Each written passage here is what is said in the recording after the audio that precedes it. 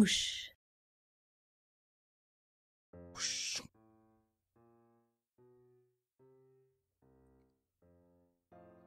Meet Pat. Pat is 12 and is a little embarrassed. You see, Pat has a bump, but it's not a good bump. It's a bump down there, and it's not going away. Ooh. This bump is itchy and red and has Pat a little nervous, so Pat wants to find out more about it. Pat doesn't know where to turn, though. Pat's a little confused. There's Pat's parents, Pat's teacher, Pat's siblings, and even Pat's friends. But Pat is a little too embarrassed to talk to people just yet, because this feels like such a personal and private issue. Now, Pat has to choose between going online or turning to some books to find out what's going on.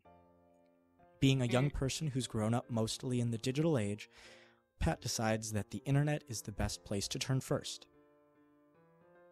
Pat doesn't really know what to look for, though. But a search for "I have a bump," WTF, on Pat's favorite search engine seems about as good of an idea as any. The results that Pat gets back are confusing, to say the least. There's an overflow of stuff to look at. So, what is Pat to do? Pat doesn't have much experience filtering through information. Well, might as well start with sponsored links, right? They're on top. Pat doesn't really understand how information could be biased or slanted on a sponsored site trying to make money, so Pat clicks one of those links anyways, and the page that Pat lands on leaves a lot to be desired. Someone is asking a question about their bump, and the advice is being given from an unknown source. Since Pat has never been taught how to navigate these issues, Pat clicks the link to the product Dump That Bump. The page seems more about advertising products than providing useful info. The so-called doctor, who is quoted on the page, has no credentials listed, so there is no real way to verify the quality of the information on the site. This makes Pat nervous, but does see that it calls what he has a genital infection. Pat's not sure now if this can be trusted, though. There are ads everywhere, and clearly this site cares more about that than giving helpful information. Pat doesn't get anything else useful out of the site and now begins to question what can be done differently to get better information. Maybe searching with better, more specific search terms can help filter out some of the excess, low-quality information online.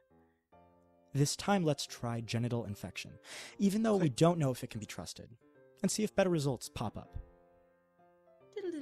Pat learned a lesson with the bias of sponsored links before, so this time Pat skips right past them. One of the links seems just right for Pat, though. This one is for the Institute for Tween Health. Pat's a tween, and it's an institute. That sounds more legitimate. This site gives Pat a lot of seemingly useful information now. It uses substantial linking and citation of information that allows Pat to go see where it came from. But Pat is more skeptical now and wants to figure out if this is of a higher quality. Luckily, this site has a lot of devices that helps Pat see that the information is more trustworthy.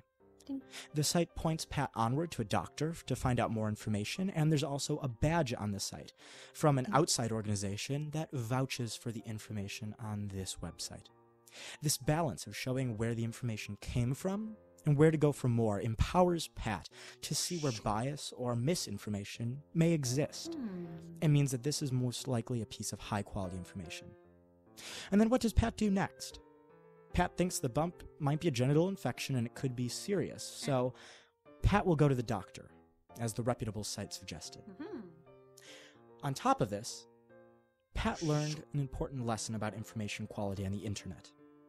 Without any education on the issues, it can be very confusing for today's digital youth to navigate the internet and determine how trustworthy information actually is.